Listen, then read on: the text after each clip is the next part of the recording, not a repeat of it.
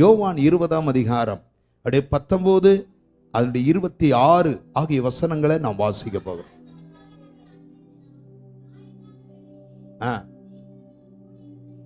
வாரத்தின் முதலாம் நாளாகிய அன்றைய தினம் சாயங்கால வேளையிலே சீசர்கள் கூடியிருந்த இடத்தில் யூதர்களுக்கு பயந்ததினால் கதவுகள் பூட்டியிருக்கையில் இயேசு வந்து நடுவே நின்று உங்களுக்கு சமாதானம் என்றார். ஆமென். மறுபடியும் 8 நாளைக்கு பின்பு அவருடைய சீசர்கள் வீட்டுக்குள்ளே இருந்தார்கள். தோமாவும் அவர்களுடனே கூட இருந்தான். கதவுகள் பூட்டப்பட்டிருந்தது. அப்பொழுது இயேசு வந்து நடுவே நின்று உங்களுக்கு சமாதானம் என்றார் என்று நாம் வாசிக்கிறோம். 2 வசனங்களுமே வீடு பூட்டப்பட்டிருக்கையில் இயேசு நடுவே வந்து நின்றார். ஆமென். பக்கத்தில் இருக்கவங்களை பார்த்து ஒரு தடவை கையை பிடிச்சோ அல்லது அவங்க முகத்தை பார்த்தோ, உயிர் தெழுந்திருக்கிறார் இயேசு, தைரியமா இருங்க, நம்முடைய இயேசு ஜீவனோடு இருக்கிறார். சொல்லுங்க, ஒரு தடவை சொல்லுங்க, நம்முடைய இயேசு ஜீவனோடு இருக்கிறார், அவர் உயிர் தெழுந்தார். ஆமென். அவர் உயிர் தெழுந்ததினால் நாம் உயிரோடு இருக்கிறோம். அவர் உயிர் தெழுந்ததினால் நாம் அவருடைய பிள்ளைகளாய் இருக்கிறோம். உயிர் தெளாவிட்டால் பாவம் மன்னிப்பில்லை, உயிர் தெளாவிட்டால் ரட்சிப்பில்லை. அதை பவுல் சொல்லும்போது சொல்றாரு, கிறிஸ்து உயிர் தெளாவிட்டால் எங்களுடைய பிரசங்கங்கள் விருதாவாய் போயிருக்கும். கிறிஸ்து உயிர் தெளாவிட்டால் எங்கள் விசுவாசம் ஒன்றுமில்லாமல் போயிருக்கும். அவர் இன்றைக்கும் உயிரோடு இருக்கிறார். அதற்கு சாட்சி தான் இந்த யோவான் எழுதின சுவிசேஷம். வேதத்துல 4 சுவிசேஷங்கள் இருக்கிறது. மத்தேயு, மார்க்கு, லூக்கா, யோவான்.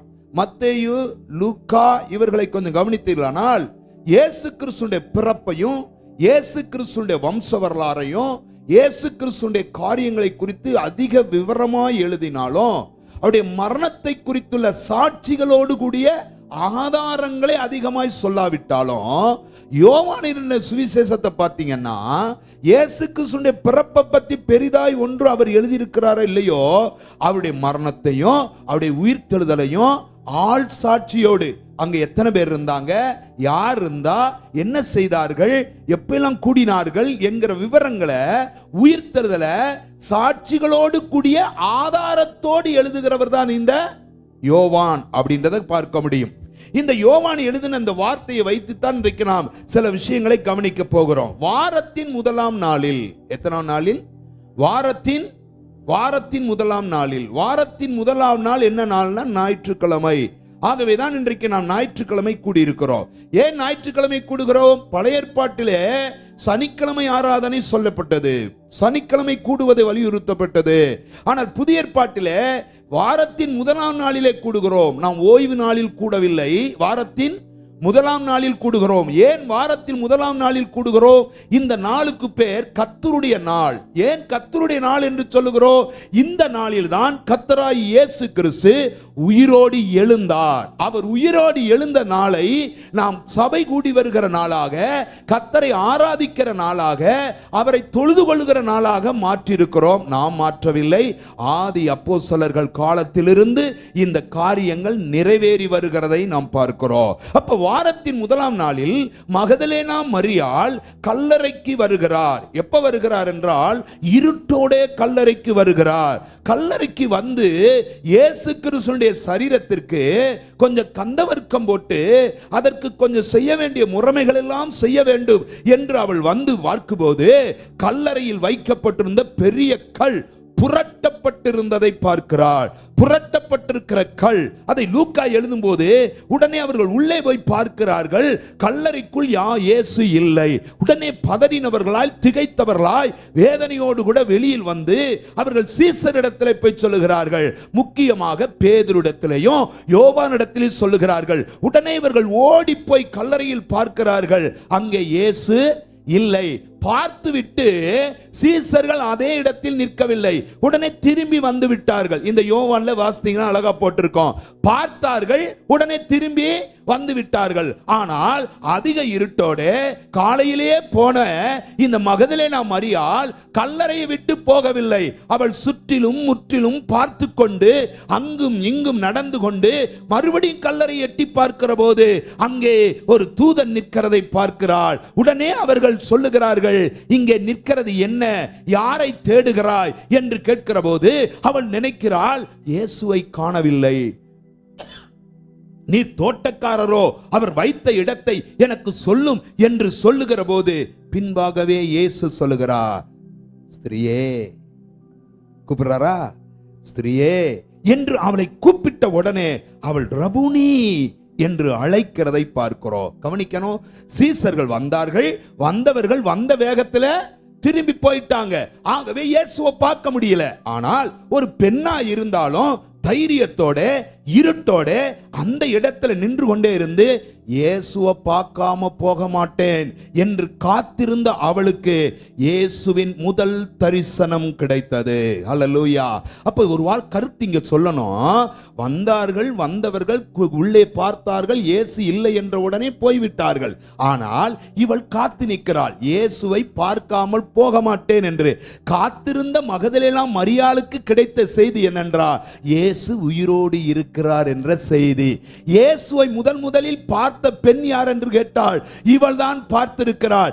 ஏன் பார்த்தால், எப்படி பார்த்தால், இவருடைய காத்திருப்புக்கு கிடைத்த பலன். கவனிக்கணும், இயேசு உடனே சொல்றாரு, என்னை தொடாதே என்று சொல்லுகிறார். அவள் கட்டி பிடிக்க போனாலாம், அவரை கட்டி தழுவ போனாலாம். ஆனால் அவர் சொல்கிறார், இப்பொழுது என்னை தொடாதே, நான் இன்னும் பிதாவினிடத்திற்கு என்ன செய்யவில்லை, போகவில்லை என்று சொல்லுகிறார். அப்ப பிதாவினிடத்துக்கு போவதற்கு முன்பாகவே யாரை சந்திக்கிறார்? அப்படின்னா காத்திருப்பு எவ்வளவு முக்கியமானதுன்னு கொஞ்சம் கவனிக்கணும். ஆண்டவருக்காக காத்திருந்தோம்னா யாருக்கு ஆண்டவர் பிரையாரிட்டி கொடுக்கிறார்னா, காத்திருக்கிற தம்முடைய பிள்ளைகளுக்கு கர்த்தர் அதிக முக்கியத்துவம் கொடுக்கிறார். நீ காத்திருந்தால் உன் காத்திருப்பு ஒரு நாளும் வீணா போகாது. ஆண்டவர் செய்வார். ஆண்டவரை பார்க்க வேண்டும், ஆண்டவரை தரிசிக்க வேண்டும், ஆண்டவருடைய நடத்துதலை உணர வேண்டும், ஆண்டவருடைய சித்தத்தை அறிய வேண்டும் என்று காத்திருந்தா அந்த காத்திருப்பு ஒரு நாளும் வீணா போகாது. காத்திருக்கிற தம்முடையவர்களை கர்த்தர் ஒரு நாளும் வெறுமையா அனுப்பவும் மாட்டாரு. காத்திருக்கிறவர்களுக்கு தன்னுடைய தரிசனத்தை முதலாவது காண்பிக்கிற ஆண்டவர். அல்லேலூயா. இப்ப கவனிக்கணும், காத்திருந்த அவள் ஆண்டவரை பார்த்து விட்டு நேர வந்து பார்த்துட்டு திரும்பி போனாங்கல்ல, யாரு? யோவானும் பேதுரும். அவங்ககிட்ட போய் சொல்ற, நான் இயேசுவை கண்டேன். இயேசுவை என்னம்மா, என்ன சொல்ற? இயேசுவை பார்த்தையா? ஆமா, என்கிட்ட பேசினாரு, என்கிட்ட பேசினாரு, நான் அவரை பார்த்தேன். அவங்களால நம்ப முடியல. இதையெல்லாம் கேள்விப்பட்ட சீசர்கள் ஒரு இடத்துல கூடி, சிதறினவர்களாம் ஒரு இடத்துல கூடி, ஒரு வீட்டுக்குள்ள, யாருக்கு பயந்ததினால? யூதர்களுக்கு பயந்ததினால கதவுகளை பூட்டி கொண்டு உள்ள இருக்கிற போது இயேசு வீட்டுக்குள் வருகிறார். என்னைக்கு வருகிறாரு? வாரத்தின் முதல் நாள் அன்றே காலையில உயிர்த்தெழுகிறார். மகதலேனா மரியாளை பார்க்கிறார், பிதாவினிடத்திற்கு போகிறார். போய்விட்டு மறுபடியும் யாரை பார்க்கிறாரு? சீசர்ல பார்க்கிறார் அன்றே. அப்ப ஒரே நாள்ல பிதாவை பார்த்துவிட்டு சீசர்களை சந்தித்து அவர்களை தைரியப்படுத்துகிறத பார்க்கிறோம். சீசர்களை எப்படி பார்க்கிறாரு? எங்க வச்சு தைரியப்படுத்துறாரு? எப்படி தைரியப்படுத்துறாரு? அதுதான் ரொம்ப முக்கியம். யூதர்களுக்கு பயந்ததினால் கதவுகள் பூட்டி இருக்கையில், கவனிக்கணும், பூட்டப்பட்ட அறைக்குள் இருக்கிற இவர்களை யாராவது உள்ள போக முடியுமா அப்படின்னு கேட்டா போக முடியாது. ஏன்னா கரை என்ன செய்யப்பட்டிருக்கிறது? பூட்டப்பட்டிருக்கிறது. பூட்டப்பட்ட அறைக்குள்ள இயேசு எப்படி போனார்? உயிர்த்தெழுந்த சரீரத்திற்கு ஒரு அறையில் இருந்து இன்னொரு அறைக்கு போக முடியும், ஒரு இடத்திலிருந்து இன்னொரு இடத்திற்கு போக முடியும். ஏனென்றால் இது மறுரூபமாக்கப்பட்ட சரீரம், இது உயிர்த்தெழுந்த சரீரம். அதனாலதான் மரித்தவர்கள் உயிரோடு எழும்பும் போதா இருக்கட்டும், அல்லது மரியாதை இருக்கிற நாம் மறுரூபம் ஆகும் போதா இருக்கட்டும், இயேசு வரும்போது அப்படி எடுத்து கொள்ளப்படுவோம் போட்டிருக்கா. அப்படின்னா மேகங்களை கண்டு, வளிமண்டலங்களை கடந்து, காற்று மண்டலங்களை கடந்து ஆகாயத்தில் அவரோடு கூட சேர்க்கப்படுவோம். கவனிக்கணும், வாரத்தின் முதல் நாள் அன்றைய தினமே சீசர்களை சந்திக்கிறார். எப்படி சந்திக்கிறார்? ஏதோ ஒரு இடத்தில் நிற்கும் போது சந்திக்கவில்லை, அவர்கள் தெருமுனையில் நிற்கும் போது பார்க்க வரவில்லை. ரொம்ப முக்கியமா கவனிக்கணும், இவர்கள் பயந்தவர்களாய் கதவுகளை பூட்டிவிட்டு யாரையும் பார்க்க விரும்பல, யாரோடும் பேச விரும்பல, யாரையும் தொடர்பு கொள்ள விரும்பல. ஏனென்றால் நாங்கள் இதுவரை நம்பியிருந்த இயேசு மரித்து போனார். இந்த மகதலேனா மரியாள் இந்த இயேசுவை பார்த்தேன் என்று சொல்லுகிறாள், ஆனால் நாங்கள் பார்க்கவில்லை.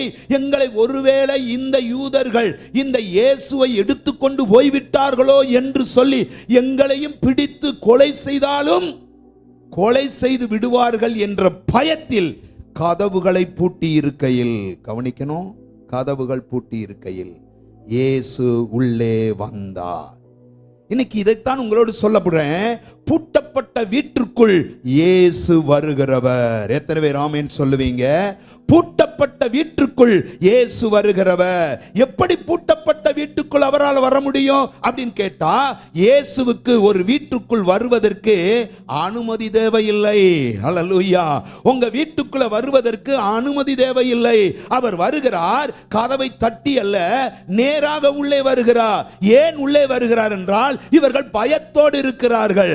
பயத்தோடு இருக்கிற சீசர்களை தைரியப்படுத்த வேண்டும். பயத்தோடு இருக்கிற சீசர்களுக்கு கொஞ்சம் கூட ஒரு பலனை கொடுக்க வேண்டும் என்று இயேசு அறிந்ததினால் பூட்டப்பட்ட வீட்டுக்குள்ளாக கதவுகள் திறக்கப்படாதிருக்கையிலே இயேசு உள்ளே வந்து நிற்கிறார் என்றால், இவர்கள் பயத்தை நீக்கி தைரியத்தை கொடுக்கும்படி வந்த இயேசு அன்று செய்தது போல இன்றைக்கும் நமக்கு செய்ய விரும்புகிறார். எப்படி செய்ய விரும்புகிறார்? பயத்தினால் வாழ்க்கையின் கதவுகளை பூட்டிக் கொண்டு உள்ளே இருந்து விடுவோம். நாம் யாரையும் சந்திக்க வேண்டாம், நம்முடைய வாழ்க்கையின் காரியங்களை குறித்து யாரோடும் சம்பாசிக்க வேண்டாம் என்று வாழ்க்கையின் வெறுப்போடும் வேதனையோடும் துன்பத்தோடும் கதவுகள் பூட்டப்பட்டவர்களாய் இருப்பீர்களானால், இன்றைக்கு ஆண்டவர் சொல்லுகிறார், உன் பூட்டப்பட்ட கதவுகளுக்கு நடுவில் நான் உள்ளே வந்து நிற்கிறவர். ஹல்லேலூயா. இன்னைக்கு காலையில் எத்தனை பேர் இந்த இடத்தில் உட்கார்ந்து இருக்கிற நீங்கள் ஒரு விதமான பயம், ஆமென், ஸ்தோத்திரம், வாழ்க்கையின் காரியங்களை நினைக்கிற போது ஒரு விதமான கலக்கம். இப்பொழுது என்னோடு இருந்த இயேசு இல்லை என்று சீசர்கள் பயப்படுகிறார்கள். அற்புதங்களை செய்த இயேசு இல்லை, நாங்கள் என்ன செய்வோம் என்று பயப்படுகிறார்கள். அற்புதங்களை செய்தவர் மட்டுமல்ல, அற்பம் கொடுத்தவர் இல்லை, நாங்கள் என்ன செய்வோம் என்று பயப்படுகிறார்கள். ஆதாரமாய் இருந்த கிறிஸ்து இல்லை, நாங்கள் என்ன செய்வோம் என்று பயப்படுகிறார்கள். இப்பொழுது இவர்களுக்கு ஒரே ஒரு காரியம், இயேசு இல்லை.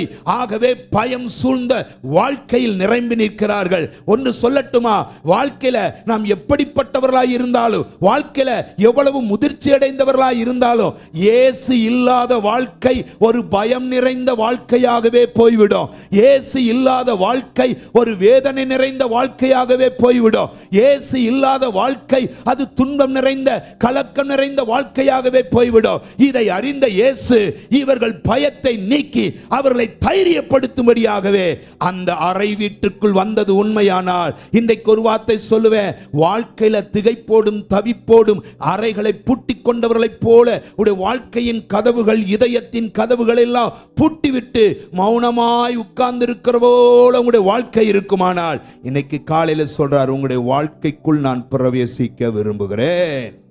ஹல்லேலூயா. ஏன் இயேசு இந்த அறை வீட்டுக்குள்ள போறாரு? பூட்டப்பட்டிருக்கல இயேசு ஏன் போறாரு? ஒரு கேள்வி கேட்டா, இயேசுவின் சரீரத்தை காணவில்லை, யாரோ எடுத்துக்கொண்டு போய் விட்டார்கள். இதை அறிந்தால் ரோமர்களா இருக்கட்டும், யூதர்களா இருக்கட்டும், இந்த சீசரிடத்துல கேள்வி கேட்பார்கள். அப்ப நீங்க தான் இயேசுவின் சரீரத்தை எடுத்துட்டு போனீங்களா? திருட்டளவா கொண்டு போனீங்களா? எப்படி ரோம சட்டத்தை மீறி நீங்க எடுத்தீங்க என்ற கேள்விகள் வரும். இப்ப இவங்க பயப்படுறாங்க, இயேசுவின் சரீரத்தை காணவில்லை, அவர் உயிரோடு இருந்தார், அவர் உயிரோடு எழுந்தார் என்பது யாருக்கும் தெரியாது. ஆனா இவரை நம்ம தான் தூக்கிட்டு வந்துட்டோமோ, நம்மளை பிடித்து அடித்து துன்பப்படுத்துவார் என்று எண்ணி கேள்விகள் கேட்பார்கள் என்று எதிரான காரியங்களுக்கு பயந்து கதவுகளை பூட்டி உள்ளே நிற்கிறார்கள். கவனிக்கணும், சில நேரம் நம்ம வாழ்க்கையில எதிரான காரியங்களுக்கு பயந்து, இல்லது இப்படி சொல்லணும்னா எதிரிகளுக்கு பயந்து கதவுகளை பூட்டிக்கிட்டு வாழ்க்கையில இருக்கிற போது கூட நம்முடைய வீட்டின் கதவுகளை உள்ளே நுழைகிற கர்த்தர். வீட்டின் கதவுகள் பூட்டப்பட்டிருக்கையில் உள்ளே நுழைகிற கர்த்தர். யாருக்கு பயந்து நீ உள்ள உட்கார்ந்து இருக்கிற, எந்த எதிராளிகளுக்கு பயந்து உள்ள உட்கார்ந்து இருக்கிற என்று வீட்டின் கதவுகள் பூட்டப்பட்டிருக்கையில் உள்ளே நுழைந்து பதட்டம், ஆமேன், பயம் கலந்த ஒரு சூழ்நிலையில அவருடைய கதவுகளுக்கு நடுவில் உள்ளே வருகிறார் என்றால் ஒரு காரணம் சொல்லுகிறார். இந்த கதவுகளை தாண்டி யாரும் வர முடியாது என்று எண்ணித்தானே இந்த சீசர்கள் பூட்டி இருக்கிறாங்க. அப்படி என்றால் இவர் உள்ளே வருகிறார் என்றால் அவர் காரணம் சொல்லுகிறார். எந்த கதவும் எனக்கு முன்பதாக திறக்கப்படாது இருக்காது. ஏனென்றால் நான் யார் என்றால் பூட்டக்கூடாதபடி திறக்கிறவர், திறக்கக்கூடாதபடி பூட்டுகிறவர். மனித கதவுகள் பூட்டி வைக்கப்பட்டாலும், பயத்தினால் பூட்டினாலும், பதட்டத்தினால் பூட்டினாலும், தனிமையினால் பூட்டினாலும், துக்கத்தினால் பூட்டினாலும், துயரத்தினால் பூட்டி வைத்துக் கொண்டு உள்ளே இருந்து விட்டாலும் அதற்கு நடுவில் உன்னை தேற்ற, அதற்கு நடுவில் உன்னை பலப்படுத்த, அதற்கு நடுவில் உனக்கு சகாயம் பண்ண, அதற்கு நடுவில் உன்னை ஆறுதல் படுத்த, அதற்கு நடுவில் உனக்கு ஒரு தைரியம் கொடுக்க, அதற்கு நடுவில் உன்னை எழும்பி பிரகாசிக்க வைக்க, அதற்கு நடுவில் கர்த்தரால் கொடுக்கப்பட்ட காரியங்களை கொடுத்து உன்னை உயிரோட்டமுள்ள மனிதனாய் மாற்ற அந்த அறை வீட்டின் கதவுக்குள்ள இயேசு வருகிறார் என்றால், இன்னைக்கு நான் சொல்லுவேன், உடைய வாழ்க்கையின் கதவுகள் பூட்டப்பட்டிருக்கிறதோ பயத்தினால், பதட்டத்தினால், ஏதோ ஒரு சூழ்நிலை வாழ்க்கையில மேலும் முன்னேறி போவதற்கான தடைகள் இருக்கிறது. ஆகவே எந்த விதத்திலும் பயந்தவர்களைப் போல வாழ்க்கையின் கதவுகளை பூட்டிக் கொண்டு அறை வீட்டுக்குள் இருக்கிறவர்களைப் போல உடைய வாழ்க்கை இருக்கிறதோ, இன்னைக்கு காலையில் ஆண்டவர் சொல்லுகிறார், நான் உள்ளே வர விரும்புகிறேன், உடைய பயத்தை நீக்க விரும்புகிறேன், உன் பதட்டத்தை நீக்க விரும்புகிறேன். உயிர் தெழுந்த இயேசு செய்த முதல் காரியம் இந்த காரியம். கையை உயர்த்தி ஒரு தடவை சொல்லுங்களேன், அல்லேலூயா. இயேசு சாவி இல்லாமலே திறக்கிறவர். ஆமென். இயேசு எப்படி திறக்கிறாரா? சாவி இல்லாமலே திறக்கிறவர். சில கதவுகளை தானாய் திறந்து விடுகிறவர். அன்றைக்கு கூட பேதுருவை தூக்கி சிறையில் போட்டபோது கதவு தானாய் திறந்ததாம். கதவு தானாய் திறந்ததா? பாதாளத்தை திறந்து பரிசுத்தவான்களை வெளியே கூட்டி வந்தவர். பைபிள் அப்படித்தான் சொல்லுது. அவர் உன்னதத்திலிருந்து இறங்கி சிறைப்பட்டவர்களை சிறையாக்கி அவர்களை எங்க கூட்டிட்டு போனாராம்? உன்னதத்திற்கு மறுபடி கூட்டிட்டு போனாராம். அப்படின்னா இவர் யார்? சாவி இல்லாமலே திறக்கிறவர். ஒருவேளை உங்களுடைய வாழ்க்கையை அடைத்து விட்டார்களோ, உங்களுடைய வாழ்க்கையை எதிரிகள் அடைத்து விட்டார்களோ, ஒரு விதமான பயத்தை காட்டி உங்களை அடைத்து போட்டார்களோ, ஒரு விதமான காரியங்களை கொடுத்து பயமுறுத்தி உங்களை அடைத்து போட்டார்களோ, இன்னைக்கு ஆண்டவர் சொல்லுகிறார், நீ வெளியே வந்து மகிமையோடு வாழும்படி சாவி இல்லாமலே கதவுகளை திறக்கிற கர்த்தர். ஹல்லேலூயா. பேதுருவை திறந்து வெளியே கொண்டு வந்தது போல பவுலும் சீலாவும் சிறைக்குள் இருந்தபோது கதவு தானாய் திறந்தது. யாருமே திறக்கல. அஸ்திவாரங்கள் தானாய் அசைந்தது. யாருமே அசைக்கல. தானாகவே எல்லாம் நடந்தது என்றால் இந்த உயிர் தெழுந்த இயேசு சொல்றாரு, உன்னை அடைத்து வைத்திருக்கிற சில கதவுகளும் கூட இன்னைக்கு தானாக திறக்க போகிறது. அதற்கான சாவிகள் ஒருவேளை பயன்படுத்தப்படாவிட்டாலோ கர்த்தர் திறந்து உன்னை வெளியே கொண்டு வர விரும்புகிறார். யாரை குறித்து பயப்படுகிறார்? எதை குறித்து பயப்படுகிறார்? எந்த சூழ்நிலையை குறித்து பயப்படுகிறார்? யூதர்களை குறித்த பயமோ, சுற்றி இருக்கிற மனிதர்களை குறித்த பயமோ, பயத்தினால் உன் கதவுகள் பூட்டப்பட்டிருக்கிறதோ, இன்றைக்கு ஆண்டவர் சொல்லுகிறார், இந்த பயத்தினால் பூட்டப்பட்ட கதவுகளுக்கு நடுவில் நான் உள்ளே வந்து உன்னை தைரியப்படுத்த விரும்புகிறேன், உன்னை ஆறுதல் படுத்த விரும்புகிறேன், உன்னை பலப்படுத்த விரும்புகிறேன். கர்த்தர் உள்ள வராரே, யார்கிட்ட அனுமதி கேட்டாரான்னு கேட்டா இல்ல. உங்களை ஆறுதல் படுத்த யார்கிட்ட அனுமதி கேட்கணும்? உங்களை தைரியப்படுத்த யார்கிட்ட அனுமதி கேட்கணும்? உங்களை திடப்படுத்த யார்கிட்ட அனுமதி கேட்கணும்? நான் சொல்லுவேன், அனுமதி இல்லாமலே என்னை சந்திக்கிற கர்த்தர். ஹல்லேலூயா. உங்களை சந்திக்க வரும்போது எந்த நிலையில் நீங்கள் இருந்தாலும் சந்தித்து உங்களை விடுதலையாக்கும்படி கதவுகள் பூட்டப்பட்ட இடத்துக்குள்ளே வந்து உங்களை தொட்டு உங்களுடைய வாழ்க்கையை மாற்றுகிறவர் என்பதை மறந்து போகக்கூடாது. சரி, கவனிக்கிறீங்களா?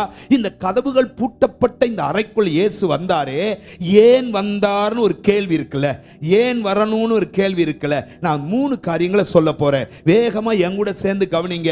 ஏன் வந்தார் அப்படின்னு நீங்க கேட்டீங்கன்னா, நிச்சயமா இன்றைக்கு உங்க வாழ்க்கையில பூட்டப்பட்ட அறைக்குள் வாழ்கிறது போல பயத்தோடும் திகைப்போடும் துக்கத்தோடும் பாரங்களோடும் சீசர்களைப் போல வாழ்ந்தீங்கன்னா, உயிர் தெழுந்த இந்த நாள்ல ஒரு வார்த்தை சொல்றேன், இயேசு உங்களுடைய வாழ்க்கையை மறுபடி மாற்றி பழைய நிலைமைக்கு கொண்டு வர உண்மையுள்ள ஆண்டவர். கையை உயர்த்தி ஆமென் சொல்லலாமா? சரி, இயேசு ஏன் வந்தார்? பூட்டப்பட்ட அறைக்குள் ஏன் வருகிறார்? ஒரு காரணம் சொல்றேன், கவனிங்க. முதலாவது காரணம் சொல்றாரு, அதே 19வது வசனத்துல,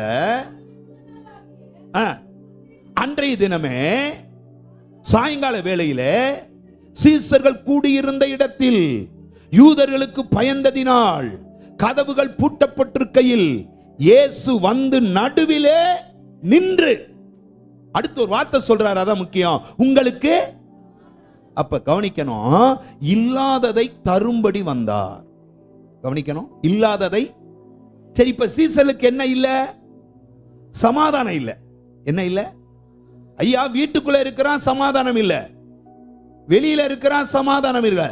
வீதிக்கு போனாலும் சமாதானம் இல்ல. அங்க போனாலும் பிரச்சனை, வீட்டுக்குள்ள இருந்தாலும் பிரச்சனை. ஒருவேளை வந்து கதவுகளை தட்டி விடுவார்களோ, அப்ப சமாதானம் இல்ல. இப்படி சொல்லுவோமா? உள்ளத்திலேயும் சமாதானம் இல்ல, வெளியிலேயும் சமாதானம் இல்ல. இப்ப இயேசு உள்ள வந்ததுக்கு காரணம் என்ன? அடைக்கப்பட்ட கதவுகளுக்கு நடுவுல வந்ததுக்கு காரணம் என்ன? திறக்கப்படாது இருக்கிற கதவுகளை தாண்டி வந்ததுக்கு காரணம் என்ன? ஆண்டவருக்கு தெரியும், என் சீசர்கள் சமாதானம் இல்லாமல் உள்ளே உட்கார்ந்து இருக்கிறார்கள். ஆண்டவருக்கு தெரியும், என் சீசர்கள் ஒரு மகிழ்ச்சி இல்லாமல் உள்ளே உட்கார்ந்து இருக்கிறார்கள், ஒரு துக்கத்தோடு உள்ளே உட்கார்ந்து இருக்கிறார்கள். அப்ப அவர்களுக்கு எது இல்லையோ அதை தரும்படி நான் உள்ளே போய்த்தான் ஆக வேண்டும் என்று பூட்டப்பட்ட கதவுகள் இருக்கும் போதே உள்ளே அவர் வந்து விட்டார். எப்படி வந்தார்? ஒரே ஆச்சரியம். வந்தவனே சொல்கிறார், உங்களுக்கு சமாதானம், நான் தான், நான் தான், நான் தான் இயேசு. சொன்ன உடனே அவர்களுக்கு ஒரே திகைப்பு. ஐயோ, கர்த்தர் வந்து விட்டாரா?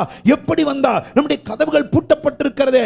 அவர் சொல்லுகிறார், நீ எந்த நிலையில் இருக்கிறாய் என்பது எனக்கு தெரியும், ஆகவே நான் உள்ளே வந்தேன். நீ சமாதானம் இழந்து நிற்கிறாய், ஆகவே நான் உள்ளே வந்தேன். இன்றைக்கு அநேக நேரம் ரட்சிக்கப்பட்டோம், அழைக்கப்பட்டோம், தேவனுடைய பிள்ளைகளானோ, ஆனா வாழ்க்கையில மட்டும் சமாதானம் இல்லையா?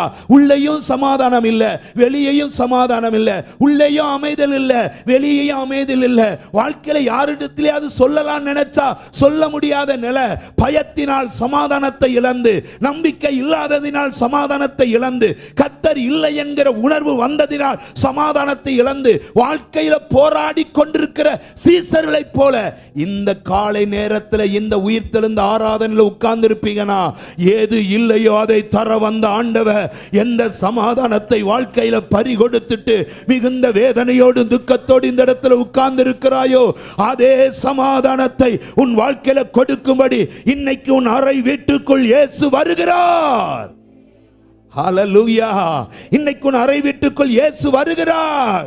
சில நேரம் உன் வாழ்க்கையில அறை வீடு தான் வாழ்க்கையாகி விட்டது, தனிமைதான் வாழ்க்கையாகி விட்டது. யாரையும் சந்திக்க விரும்பல, யாரோடு பேச விரும்பல, யாரையும் பார்க்க விரும்பல. வாழ்க்கை மிகவும் துக்கமாய் இருக்கிறது, வாழ்க்கை மிகவும் போராட்டமாய் இருக்கிறது என்று எண்ணி வீட்டின் கதவை பூட்டிக் கொண்டு ஒரு தனி அறையில் இருக்கிறது போல, சீசர்களைப் போல யாரையும் சந்திக்க விரும்பாம, யாரோடு பேச விரும்பாம தனி அறையில் இருந்த சீசர்களைப் போல, விசுவாசிகளே, நீங்களும் உங்க வாழ்க்கையில சமாதானத்தை இழந்தவர்களாய் ஒரு தனி அறையில் உட்கார்ந்து புலம்புகிறவர்களைப் போல இருந்தால், இந்த உயிர்த்தெழுந்த நாள் ஆண்டவர் சொல்லுகிறார், நான் உன் அறை வீட்டுக்குள் வருகிற ஆண்டவர். அல்லேலூயா! அதனாலதான் இயேசு சொல்லும்போது ரொம்ப அற்புதமா சொன்னார், நீ ஜெபம் பண்ணும்போது உன் அறை வீட்டின் கதவை பூட்டிட்டு ஜெபம் பண்ணு. யாரும் அங்க வரப்போறதில்ல, ஆனா நான் அங்க வருவேன். உன் ஜெபத்தை கேட்கிற நான் அங்க வருவேன். நீ என்ன நிலையில் இருக்கிறாய் என்கிறத பார்க்க அங்க வருவேன். எத்தனை பேர் நம்புறீங்க? இன்னைக்கு காலையில ஒரு விதமான பயத்தோடும் பதட்டத்தோடும் இந்த வாழ்க்கையில எப்படி வாழ்க்கையை கழித்து எப்படி முன்னேறி வாழ்க்கையின் புதிய நம்பிக்கையின் காரியங்களை கண்டடைவோம் என்கிற வேதனையோடு போய் கொண்டிருப்பீர்களானால், உங்கள் வாழ்க்கைக்குள் இயேசு வருகிறார். சிலருடைய வாழ்க்கைக்குள்ள இயேசு வருகிறார். ஓ விசுவாசிகளே, இன்னைக்கு உங்க வாழ்க்கைக்குள்ள இயேசு வருகிறார். அவர் வந்து உங்களுடைய பயங்களை உங்களுடைய உள்ளத்திலிருந்து எடுத்து போட்டு ஒரு வார்த்தை சொல்லுகிறார், சமாதானம். எத்தனை பேர் ஆமென் சொல்லுவீங்க? சமாதானம். காலையில சிலரோடு சொல்லுகிறார், சமாதானம். சமாதானம் இழந்தவர்களாய் வந்திருந்தால் உங்களுக்கு ஒரு சமாதானம். உயிர்த்தெழுந்த காலையில் உங்களை பார்த்து ஒரு வார்த்தை சொல்லுகிறார், சமாதானம். அல்லேலூயா! இரண்டாவது, ஏன் அறை வீட்டின் கதவை பூட்டி உள்ளே உட்கார்ந்து இருக்கிறார் என்றால், இயேசு இல்லை.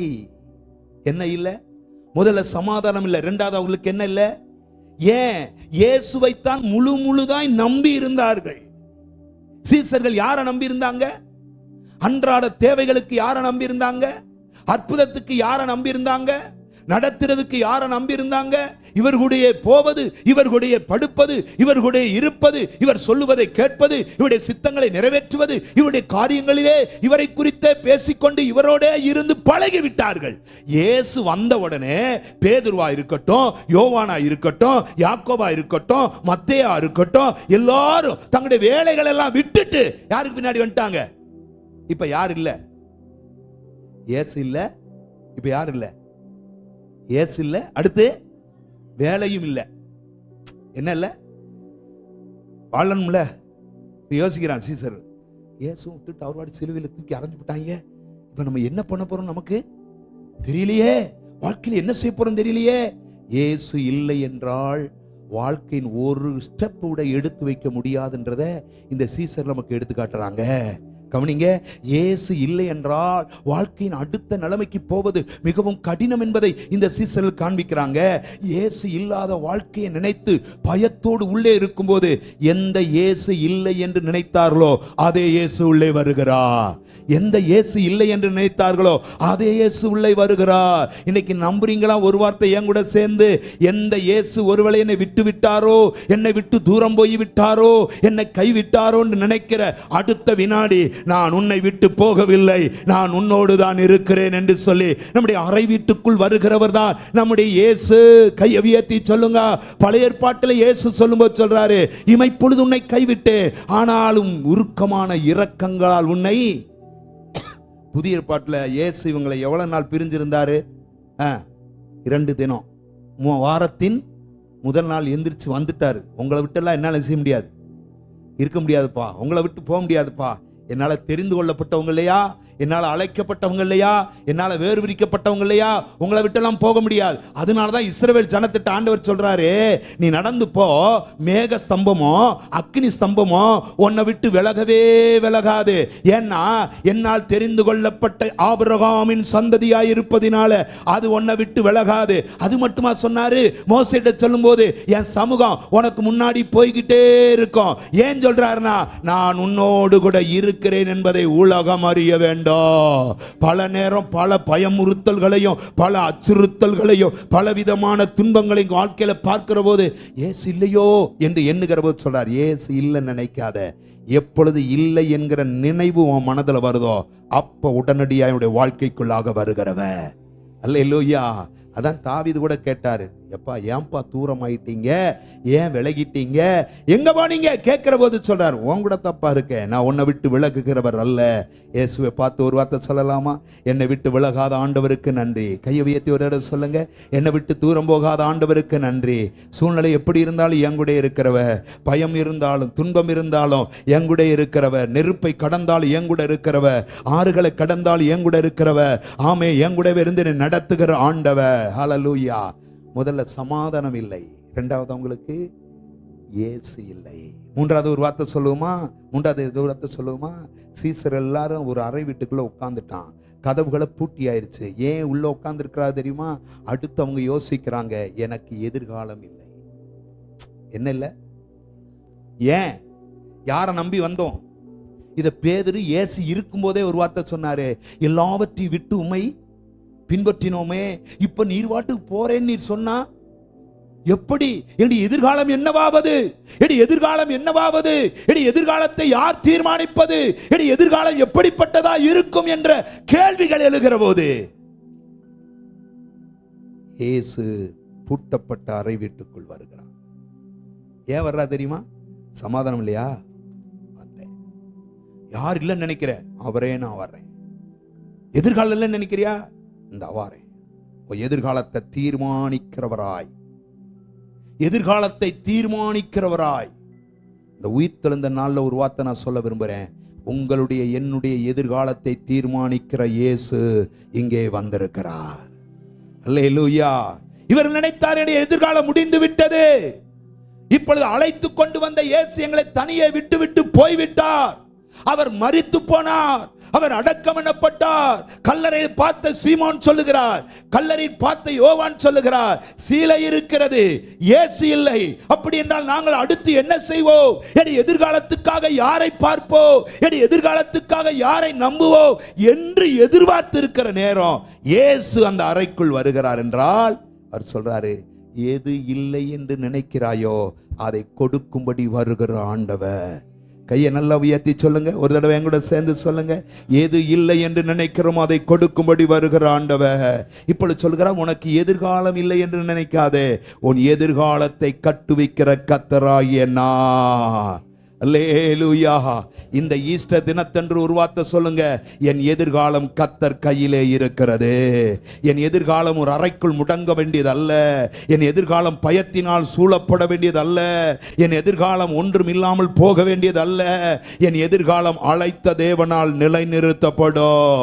என் எதிர்காலம் கர்த்தருடைய கரங்களில் இருக்கிறது. ஒருவேளை இன்றைக்கு நீ நடப்பது நெருப்பாய் இருக்கலாம், இன்றைக்கு நீ கடப்பது ஆறுகளாய் இருக்கலாம், இன்றைக்கு நீ போவது துன்பமாய் இருக்கலாம், இன்றைக்கு நீ நடப்பது வேதனையின் பாதைகளாய் இருக்கலாம். ஒருவேளை உடைய மனம் சொல்லுகிறது, என் எதிர்காலம் இதுவாகவே இருக்குமோ, என் எதிர்காலம் இதுவாகவே இருக்குமோ, என் எதிர்காலம் போராட்டமாகவே இருக்குமோ, என் எதிர்காலம் நம்பிக்கை இல்லாததாகவே போகுமோ என்று இந்த இடத்தில் உட்கார்ந்து என் வார்த்தைகளை கேட்டுக்கொண்டிருப்பீர்களானால் உங்களை பார்த்து சொல்லுகிறேன், உங்களுடைய எதிர்காலங்களை தீர்மானிக்கிற கர்த்தர் இன்றைக்கு இந்த ஆலயத்துக்கு நடுவில் வந்திருக்கிறார். கையை உயர்த்தி ஒரு வார்த்தை சொல்லுங்களேன், என் எதிர்காலம் ஒரு மனிதனுடைய கரத்தில் அல்ல, என் எதிர்காலம் ஒரு படிப்பை சார்ந்த அல்ல, என் எதிர்காலம் ஒருவேளை யாரையோ சார்ந்த அல்ல, என் எதிர்காலம் என்னை அழைத்த கர்த்தரை நம்பி, என் எதிர்காலம் என்னை படைத்த கர்த்தரை நம்பி. ஹல்லேலூயா. எதிர்காலத்துக்காக யார் எந்த விதத்திலும் பயப்பட வேண்டியதில்லை. ஆமென். ஒரு மனிதனை பிடித்து சிறையில் அடைத்து அவனுடைய எதிர்காலங்களை பூஜ்ஜியமாக்க நினைத்த போது, ஒரு மனிதனை பிடித்து அவனை அடித்து துன்பப்படுத்தி குற்றம் சாட்டி அவனுடைய எதிர்காலத்தை ஒன்றுமில்லாமல் செய்ய நினைத்த போது ஆண்டவருடைய எதிர்காலத்தை கட்டுவித்துக் கொண்டிருந்தார், உருவாக்கி கொண்டிருந்தார்.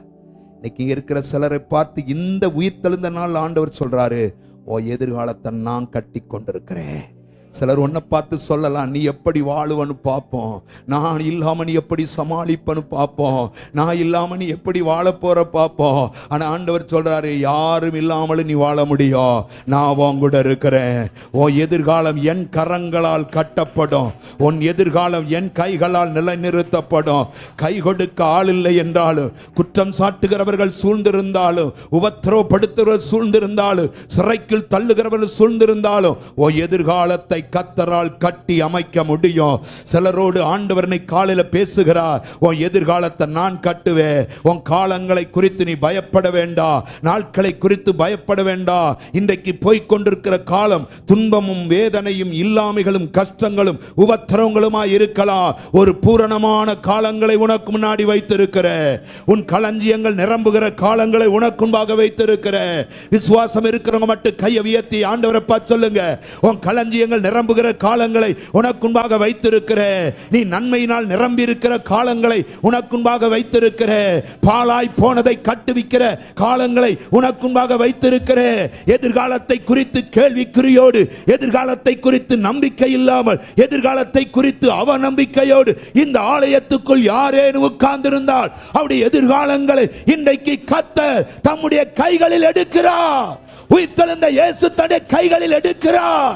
அவர் இந்த ஜெப வீட்டுக்குள்ளாக, இந்த ஆலயத்துக்குள்ளாக வந்து நிற்கிறார். ஹல்லேலூயா, ஹல்லேலூயா. பூட்டப்பட்ட அறை வீட்டுக்குள் வந்த இயேசு எது இல்லையோ அதை தரும்படி வந்தார். சொல்லுங்க, சமாதானம் இல்லாதிருந்தார்கள், அதை தரும்படி வந்தார். இயேசு இல்லாதிருந்தார்கள், அவரே அவர்களுக்கு முன்பாக வந்து நின்றார். எதிர்காலத்தை குறித்த பயம் உள்ளவர்களாய், எதிர்கால நம்பிக்கை இல்லாதவர்களாய் இருந்தார்கள். அவருடைய எதிர்காலத்தை கைகளில் எடுத்துக் கொள்ளக்கூடியவராய் அங்கே வந்தார். இரண்டாவது, பூட்டப்பட்ட அந்த அறை வீட்டுக்குள் இயேசு வருகிறாரே, கதவுகள் திறக்கப்படாத போதும் இயேசு வருகிறாரே. காரணம் என்ன அப்படின்னா, அங்க வாசிங்களேன் 19வது வசனத்தை. வாரத்தின் முதல் நாள் ஆகிய அன்றைய தினம் சாயங்கால வேளையிலே சீசர்கள் கூடியிருந்த இடத்தில் யூதர்களுக்கு பயந்ததினால் கதவுகள் பூட்டியிருக்கையில் இயேசு வந்து நடுவே நின்று, உங்களுக்கு இயேசு வந்து நடுவே நின்று அப்படின்னா அவங்க அப்படியே உட்கார்ந்து இருக்கலாம், அவங்க நடுவுல நிக்கிறார். பேர் அதிர்ச்சி. பார்க்கணும்னு போய் பார்க்காம திரும்பி வந்த யோவான், பார்க்கணும்னு போயிட்டு பார்க்காம திரும்பி வந்த பேதுரு எல்லாம் உள்ள இருக்கான். அவரை பார்த்த உடனே டீன்னு கதவும் திறக்கல, ஒண்ணும் திறக்கல. எப்படி உள்ள வந்தார்? ஏன் வந்தார்? அடுத்த கேள்வி, ஏன் வந்தார்னா அவர் சொல்றாரு, உன் கேள்விகளுக்கெல்லாம் பதிலாக வந்தார். இப்ப இந்த சீசர்கள் கதவுகளை ஏன் பூட்டிட்டு உள்ள உட்கார்ந்துருக்கா தெரியுமா? பலவிதமான கேள்விகள் மனசுக்குள்ள. என்ன கேள்வி? அவர் இல்ல, கல்லறைக்கு போனோம், கல்லறையில் இல்ல, உயிர் தெழுந்தாருன்னு சொன்னான் மகதலேனா மரியாள், ஆனா நாங்க அவரை பார்க்கல. நாங்க என்ன செய்வோம்? நாங்க எப்படி வாழுவோம்? பலருக்கும் பலவிதமான கேள்விகள். உயிர் தெழுந்த நாள்ல இன்னைக்கு இந்த ஆலயத்தில் உட்கார்ந்து இருக்கிற உங்களோடு கூட ஆண்டவர் சொல்ல விரும்புறதும் பலவிதமான கேள்விகளோடு இந்த ஆலயத்தில் உட்கார்ந்து இருக்கலாம். என் கேள்விக்கு ஏதாவது பதில் இருக்கா ஆண்டவர்கிட்ட? என் வாழ்க்கை குறித்த கேள்விக்கு ஏதாவது பதில் இருக்கா ஆண்டவர்கிட்ட? என் கேள்விகளுக்கு ஏதாவது பதில் சொல்லுவாரா ஆண்டவரே? நான் என்ன செய்வேன்? எப்படி நாங்கள் எல்லோரும் எப்படி நாங்கள் அடுத்த காரியங்களை செய்ய போகிறோம்? யூதர்களை எப்படி சமாளிக்க போகிறோம்? ரோம அரசாங்கத்தை எப்படி சமாளிக்க போகிறோம்? எப்படி இவைகளெல்லாம் மேற்கொள்ள போகிறோம்?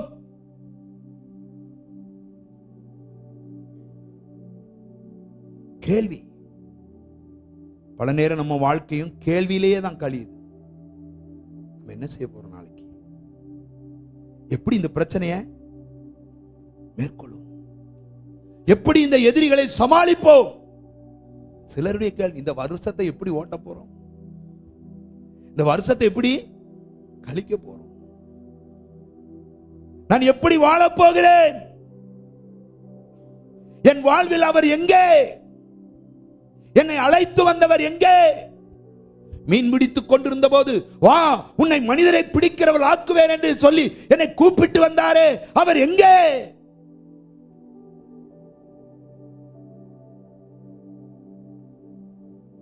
சுங்கத்துறையில் இருக்கும்போது லேவியே வா என்று அழைத்து வந்தாரே, அவர் எங்கே?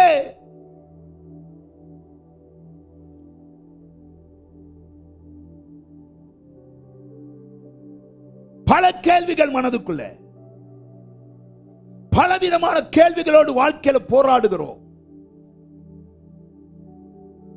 அன்னைக்கு கிதியோன் கேட்டது போலதான், நீர் இங்கே, நீர் எங்களுக்கு தேவனா இருந்தா இதெல்லாம் எங்களுக்கு ஏன் நடக்குது?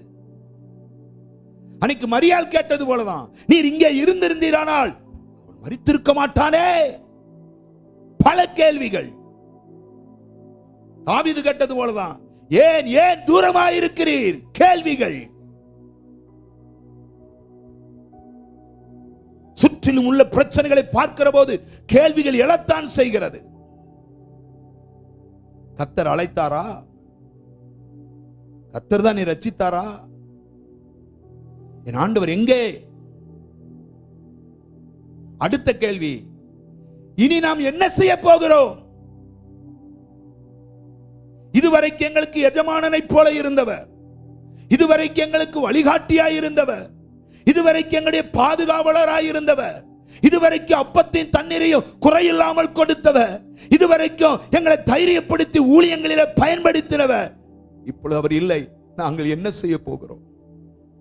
நாங்கள் அடுத்து என்ன செய்ய போகிறோம்? கேள்விகளோடு இருக்கிற போதுதான் இயேசு உள்ளே வருகிறார். பலரும் பலவிதத்தில் பலவிதமான கேள்விகளோடு இந்த ஆலயத்துக்குள்ள உட்கார்ந்து இருக்கலாம். வாழ்க்கை ஒரு மிகுந்த போராட்டத்துக்குள்ள, வாழ்க்கை மிகுந்த சிரமங்களுக்குள்ள, எந்த கேள்விக்கும் பதிலே வரல. இதுவரைக்கும் எந்த கேள்விக்கும் பதிலே வரலையே. எப்படி என் வாழ்க்கை நடக்கும்? எப்படி நான் வாழ்வேன்? என்ற கேள்விகளோடு உட்கார்ந்திருந்தா இயேசு உள்ள வந்து ஒரு வார்த்தை சொன்னார். வா, எப்படி பிதா என்னை அனுப்பினாரோ அப்படி நானும் உங்களை அனுப்ப போகிறேன். கையை உயர்த்தி சொல்லுங்க. எப்படி பிதா என்னை அனுப்பினாரோ அப்படி நானும் உங்களை. இவங்க என்ன நினைக்கிறாங்க? அடுத்து என்ன செய்வோம் என்கிற கேள்வி கேட்கிற போது நீ ஒண்ணும் செய்ய வேண்டாம், நான் உன்னை அனுப்புறேன். எப்படி அனுப்புறேன்? வல்லமையோடு உன்னை அனுப்ப போகிறேன். எப்படி அனுப்புகிறேன்? அதிகாரத்தோடு அனுப்ப போகிறேன். எப்படி அனுப்ப போகிறேன்? பரிசுத்தாவின் நிறைவோடு அனுப்ப போகிறேன். ஆகவே தான் சொன்னா ஊதி பரிசுத்தாவியை பெற்றுக்கொள்ளுங்கள். எப்படி ஊதினாரா? வேகமாய் ஊதினார், வல்லமையோடு ஊதினார். இந்த ஊதப்பட்ட பரிசுத்தாவியானவர் அவர்கள் மீது இறங்கினாரா? இறங்கின உடனே அவன் சொல்றான், இப்பொழுது எனக்கு ஒரு கேள்வி. இந்த கேள்விகள்லாம் எப்படி மாறுகிறது? பதிலாய் மாறுகிறது. என்னை அழைத்ததே அனுப்பத்தான் அழைத்தார். எப்படி அனுப்ப போகிறார்? ஒருவேளை ஓநாய்களுக்குள் அனுப்பலாம், ஒருவேளை என்னை அனுப்பலாம் கொடியவர்களுக்குள் அனுப்பலாம், ஒருவேளை அனுப்பலாம் இருள் நிறைந்த தேசங்களுக்குள் அனுப்பலாம். ஆனால் அனுப்பும் போதே என்னை ஆண்டவர் வல்லமையோடு அனுப்புகிறார். கையை உயர்த்தி எத்தனை பேர் சொல்லுவீங்க, எனக்கு இந்த ஆலயத்துக்குள் இருக்கிற சிலரோடு ஆண்டவர் சொல்ல விரும்புகிற ஒரு வார்த்தையை சொல்ல விரும்புகிற. இன்னைக்கு இந்த இடத்துல வந்திருக்கிறீங்க, பலவிதமான கேள்விகளோடு வந்திருக்கிறீங்க. ஆண்டவர் எனக்கு என்ன செய்ய போகிறார்? என் காலங்களை குறித்து என்ன திட்டம் வைத்திருக்கிறார்? நான் என்ன பண்ணுவேன்? என் எதிர்காலத்தை எப்படி நான் நடத்த போகிறேன் என்கிற கேள்விகளோடு இருந்தால் ஆண்டவர் சொல்கிறார், அழைத்தவர் நான் என்றால் அனுப்புகிறவரும் நானாத்தான் இருப்பேன். இந்த ஆலயத்துக்குள் நீ வரும்போது எந்த நிலையில் வந்தாயோ தெரியாது, ஆனால் இந்த ஆலயத்தை விட்டு போகும்போது ஒரு வல்லமையோடு நீ போக போகிறாய். ஓ, வல்லமையோடு நீ போக போகிறாய். அபிஷேகம் நிறைந்தவளாய் போக போகிறாய். அந்த வல்லமையோடு நீ புறப்படும் போது உனக்கு எதிரிடுகிற தீமைகளை, உனக்கு எதிரிடுகிற சாத்தானுடைய வல்லமைகளை, உனக்கு எதிரிடுகிற சத்துருடைய கிரியைகளை அழித்து நிர்மூலமாக்க போகிறாய். கையை உயர்த்தி ஆமென் சொல்லலாமா? அப்படி அனுப்பின சீசர்களை பார்த்து சொல்லுகிறார், விசுவாசிக்கிறவர்களாய் நடக்கும் அடையாளங்களான சர்ப்பங்களை எடுப்பார்கள், தேள்களை மிதிப்பார்கள், சாவு கேதுவானவர்களை குடித்தால் அவைகள் ஒன்றும் செய்யாதே. ஏனென்றால் கேள்விகளோடு உட்கார்ந்திருந்த அவனுக்கு பதில் சொல்லுகிறார், அனுப்புகிறவர் நான். எத்தனை பேர் ஆமென் சொல்லுவீங்க? இந்த இடத்துல பலருக்கும் பலவிதமான கேள்வி, வாழ்க்கையை குறித்த கேள்வி, நம்பிக்கை இல்லாத கேள்வி. ஏன் ஏன் ஏன் ஏன் ஏன் ஏன் ஏன் ஏன் என்கிற கேள்விகள் பல நேரம் வாழ்க்கையில் வருகிறது. இது ஏன் இப்படி நடக்கிறது? இது ஏன் இப்படி? ஆண்டவர் சொல்கிறார், உன்னுடைய கேள்விகளுக்கு பதில் தரும்படியாகவே இன்னைக்கு ஆண்டவர் வந்திருக்கிறார். ஒரு தடவை கையை உயர்த்தி சொல்லுவீங்களா? என் வாழ்க்கையில ஏன் நடக்குது? நாங்க என்ன செய்வோம்? அடுத்து எப்படி வாழுவோம்? எப்படி பிழைப்போம்? எங்க எதிர்காலம் எப்படி இருக்கும்? பலவிதமான புலம்பலோடு, பலவிதமான நம்பிக்கை இல்லாத வார்த்தைகளோடு இந்த இடத்துல உட்கார்ந்திருப்பீங்கன்னா ஆண்டவர் சொல்கிறார், நான் உங்களை நடத்துகிறவர். அல்லேலூயா. ஆவியானவர் ஆண்டவர் அனுப்பி கொடுக்கிறான்னு என்ன தெரியுமா?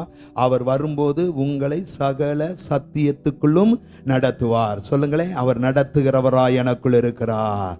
ஒருவேளை இங்கே இருக்கிறவங்க யாரும் எந்த விதமான கேள்வியில் இருந்தாலும் ஆண்டவர் வார்த்தை சொல்ற, அவங்களுடைய கேள்விக்கெல்லாம் பதிலாக கர்த்தர் வருகிறார். கையை உயர்த்தி ஒரே ஒரு கவியை என் கூட சேர்ந்து பாடுவீங்களா?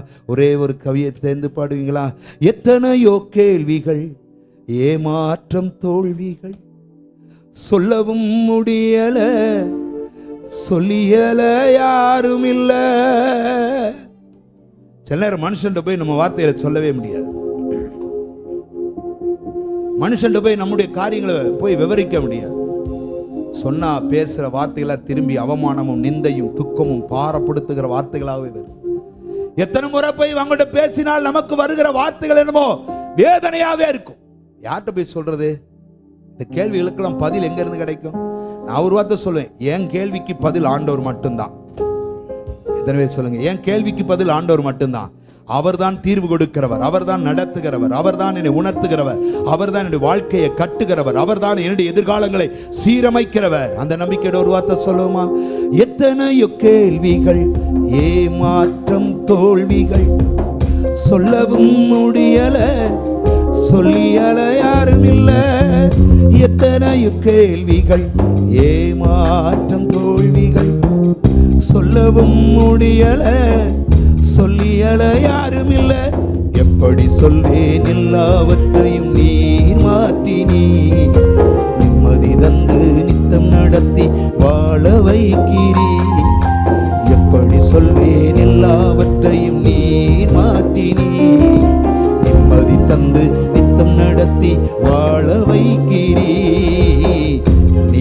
மட்டும் இல்லேனா எங்கோ நான் சென்றிருப்பேன், எப்படியோ வாழ்ந்திருப்பேன், மண்ணுக்குள்ள போயிருப்பேன், மறந்தும் போயிருப்பா, மறந்தே போயிருப்பா, நீங்க மட்டும் இல்லேனா.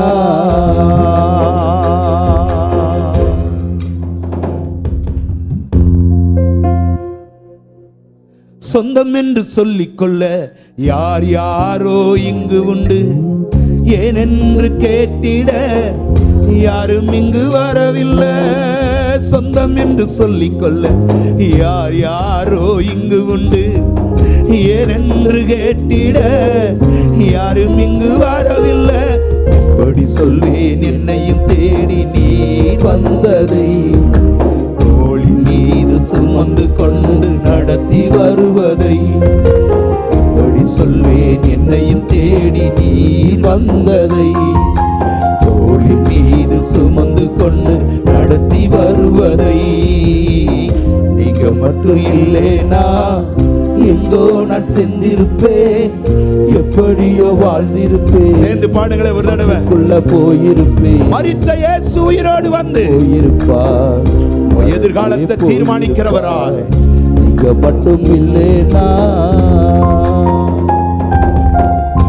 ஒரு தடவை அந்த பாட்டு, அந்த கவியும் பாடி இல்லாம ரொம்ப அற்புதமான கவி. இந்த பாட்டு எனக்கு ரொம்ப பிடிக்கும். சில நேரம் நம்மளாம் ஆண்டவர்கிட்ட பாடிக்கிறது, என்ன ஆண்டவரே அழைத்தீங்க, கொண்டு வந்தீங்க, ஊழியத்துக்கு கொண்டு வந்தீங்க, என்னப்பா பலவிதமான கேள்விகளுக்கெல்லாம் ஒரு பதிலுமே என்ன செய்ய மாட்டுது, வரலையே அப்படின்னு நினைக்கிற போது அவர் சொல்லுவார், நான் தான்ப்பா உனக்கு பதிலே, நான் தானே உன்னை அழைத்தவர், நான் தான் உன்னை அனுப்புவேன், நான் தான் உன்னை அபிஷேகம் பண்ணினவர், நான் தான் உன்னை அனுப்புவேன். ஹல்லேலூயா ஹல்லேலூயா ஹல்லேலூயா ஹல்லேலூயா ஹல்லேலூயா. ஆமென் ஆமென். சொல்லுங்க இந்த வார்த்தையை. நான் பிறந்த நாள் முதல் இந்த நாள் வரையிலும் ஆதரித்து வந்தீரே, ஆறுதல் தந்தீரே. நான் பிறந்த நாள் முதல் இந்த நாள் வரையிலும் ஆதரித்து வந்தீரே, ஆறுதல் தந்தீரே. இப்படி சொல்வேன் என்னென்னு சொல்வேன் நீ செய்ததை, எண்ணி முடியாதே. எப்படி சொல்வேன் என்னென்னு சொல்வேன் நீ செய்ததை, 1 2 3 என்று சொல்லி முடியாதே. நீங்க கையை தட்டி பாடுவோம் ஒரு தடவை. நீங்க ஒன்றும் இல்லைனா எங்கோ நான் சென்றிருப்பேன், எப்படியோ வாழ்ந்திருப்பேன், மண்ணுக்குள்ள போயிருப்பேன், மறந்தும் போயிருப்பா, மறந்தே போயிருப்பா, நீங்க மட்டும் இல்லேனா. கரந்தட்டி அப்பாவுக்கு ஒரு நன்றி சொல்லுமா. பலவிதமான கேள்விகளோடு வாழ்க்கையின் எதிர்காலத்தை தீர்மானிக்க முடியாதவர்களா, துக்கத்தோடு பாரத்தோடு தனிமைதான் வாழ்க்கை என்று புலம்புகிறவர்களா இந்த ஜெப வீட்டுக்குள் உட்கார்ந்திருந்தால் உயிர்த்தெழுந்த இயேசு சொல்லுகிறார், நான் உனக்கு பதிலாய் வருகிறேன்.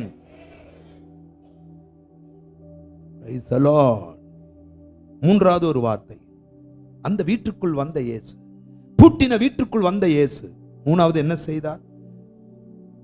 யோவான் 21ஆம் அதிகாரம் அப்படியே 2ஆம் அதிகாரம் 2வது வசனம் 3வது வசனம்.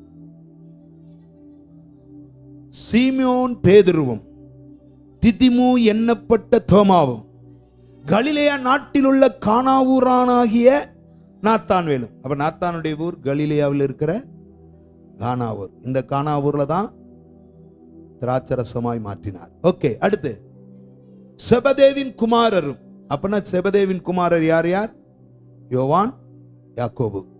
யோவான் யாக்கோபு. அடுத்து அவருடைய சீசரில் வேறு 2 பேரும், பேர் இல்ல வேறு. அப்ப 1 2 3 4 5 6 பேர், பேதுருவோட சேர்த்து 7 பேர். அங்க நிக்கிறப்ப பேதுரு சொல்ற வார்த்தையை பாருங்களேன். சீமோன் பேதுரு மற்றவர்களை நோக்கி, மீன் பிடிக்க போறேன், வர்றீங்களா? எங்க போறேன்? அடா, மீன் பிடித்து கொண்டிருந்தவனைத்தானே அழைத்து கொண்டு வந்தார்.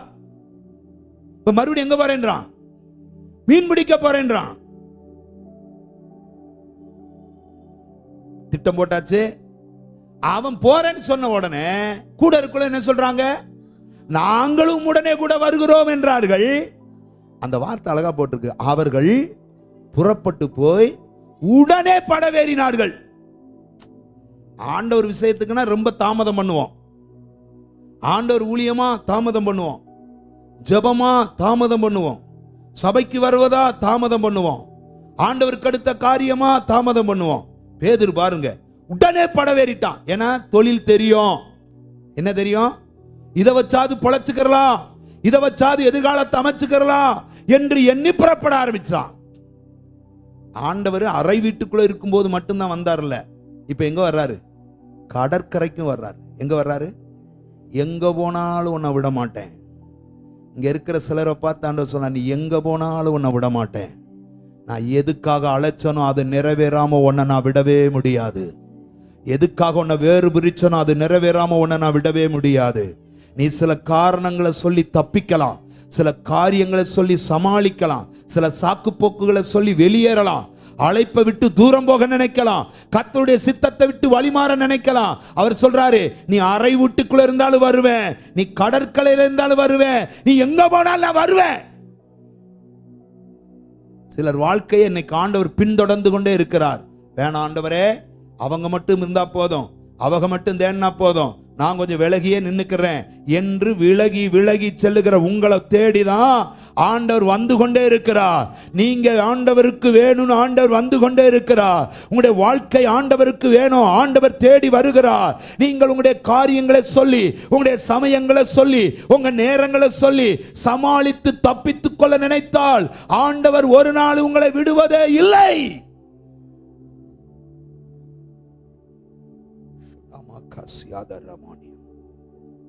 அறை வீட்டுக்குள் வந்த இயேசு இப்பொழுது கடற்கரையில ஓப்பனா நின்னு கேட்கிறாரு, ஏ பேதுருவே, எங்கப்பா போற? சரி, மீனை வலைய போட்டானே, வலையில ஏதாவது கிடைச்சா அப்படின்னா ஒண்ணுமே இல்லை. நான் சொல்லட்டுமா, ஆண்டவருடைய அழைப்பை விட்டுட்டு, ஆண்டவருடைய சேவையை விட்டுட்டு 1000 வலை போட்டாலும் வலையில மீனும் வராது, பணமும் வராது, ஒண்ணுமே வராது, வேலையும் ஒண்ணுக்கும் உதவாது.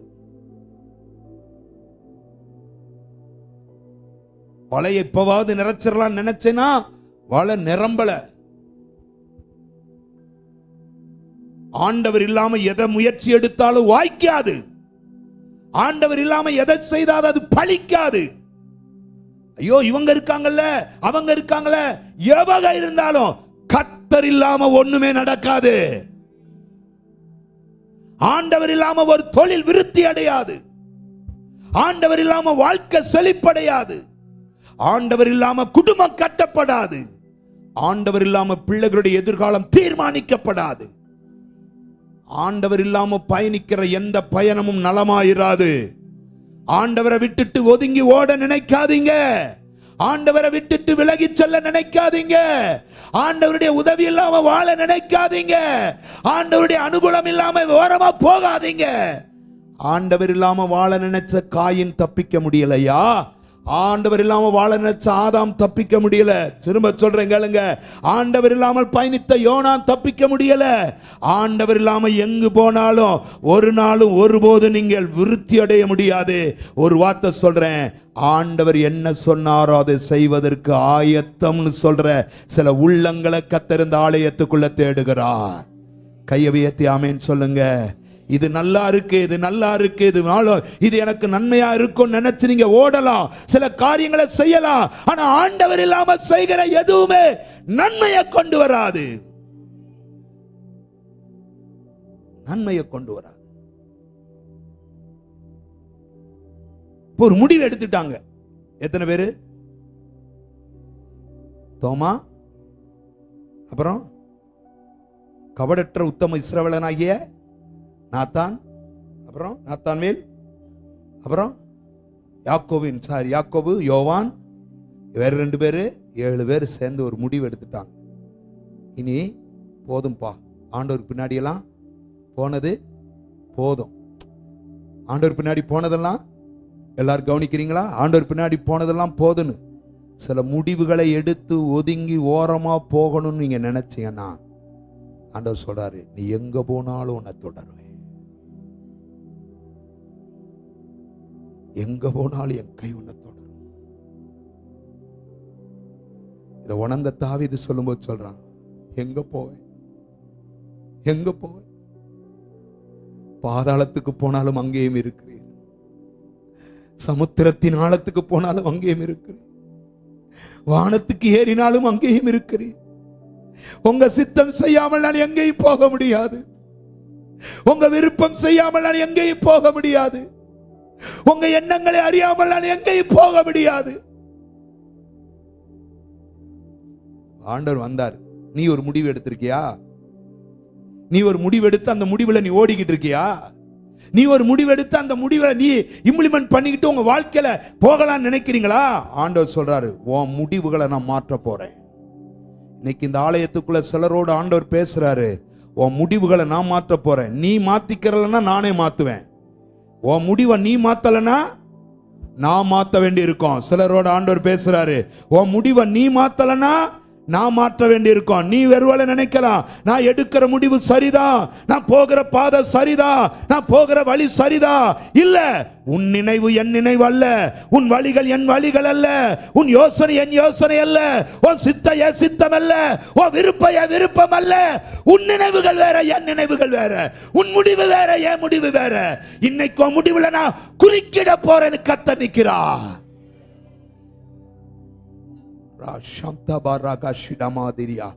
சிலருடைய முடிவுகளை கர்த்தர் மாற்ற விரும்புகிறார். வீட்டுக்குள்ள இருந்தா தானே தேடி வர்றாரு. கடற்கரை போயிருவோம்டா, நம்ம வேலையை பார்ப்போம், நம்ம காரியத்தை பார்ப்போம், நம்ம குடும்பத்தை பார்ப்போம், நம்ம காரியத்தை பார்ப்போம் ஓடின போது அதுக்கு அவனை அழைச்சேன். வலையில ஒரு மீனும் இல்லாம கடலுக்குள்ள வந்து கரையில வந்து ஏமாற்றத்தோட நீ நின்ன போது உன் படகை உள்ள கொண்டு போய் வைத்து உன் வலைகளை நிரப்பி உன்னை கொண்டு வந்து உன்னை ஆசீர்வாதமாக்கினது அதுக்கா தனக்குத்தானே முடிவெடுப்பாயோ? குழுவாய் கூடி முடிவெடுப்பீர்களோ? உன் சொந்த முடிவுகள் உன் வாழ்க்கையை தீர்மானிக்குமோ?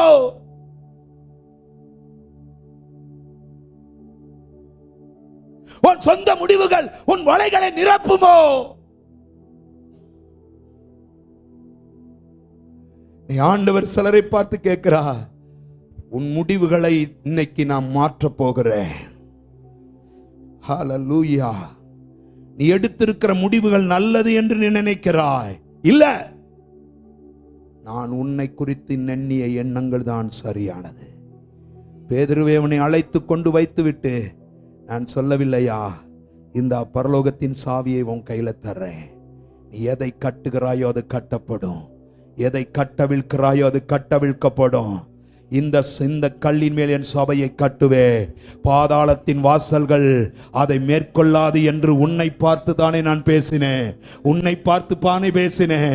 சில சூழ்நிலைகளை காரணம் காட்டி, சில சமயங்களை காரணம் காட்டி நீயாக முடிவெடுத்து நீயாக உன் பாதையில் ஓட நினைக்கிறாயோ, நீயாக தனித்து ஓட நினைக்கிறாயோ, இன்றைக்கு கர்த்தர் இந்த ஆலயத்திலே வந்து நிற்கிறார். உடைய காரியங்களிலே குறுக்கிடுகிறார், உடைய முடிவுகளிலே குறுக்கிடுகிறார், உடைய வாழ்க்கையிலே குறுக்கிடுகிறார்.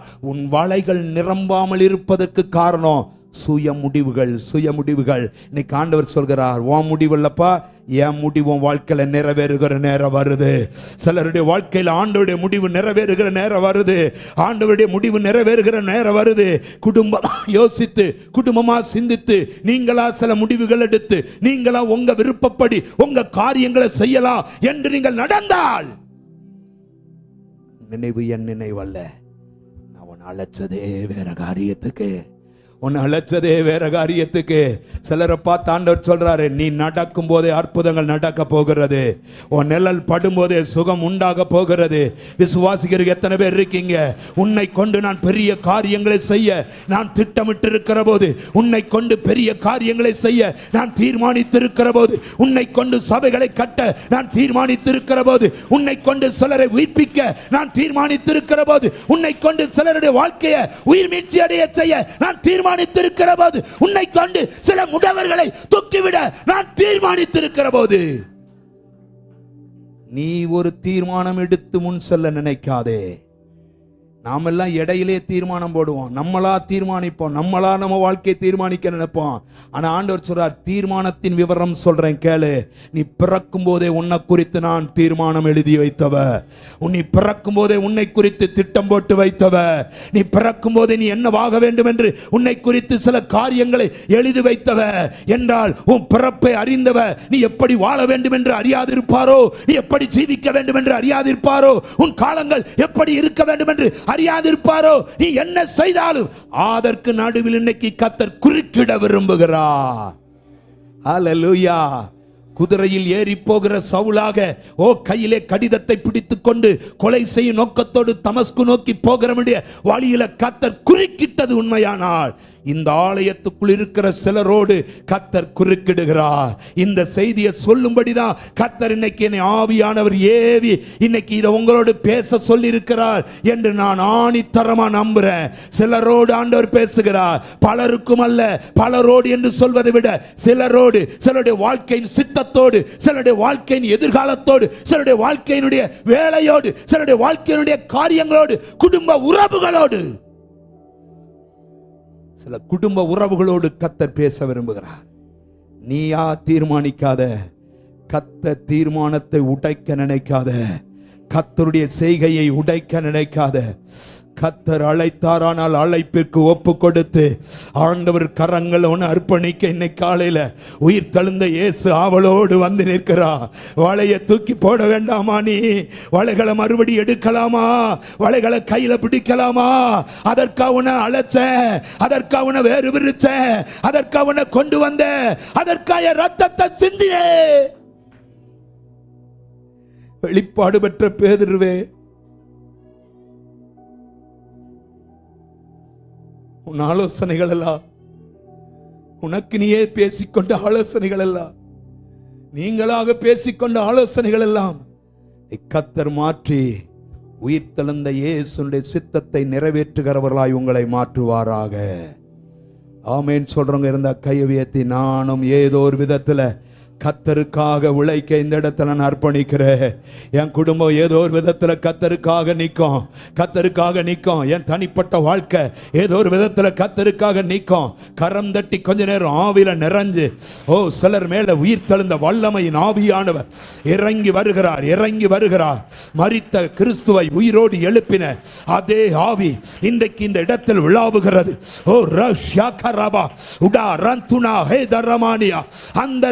Sidalahona atura me naradudania lidarabasha kalbarabani antaradabadarabadia.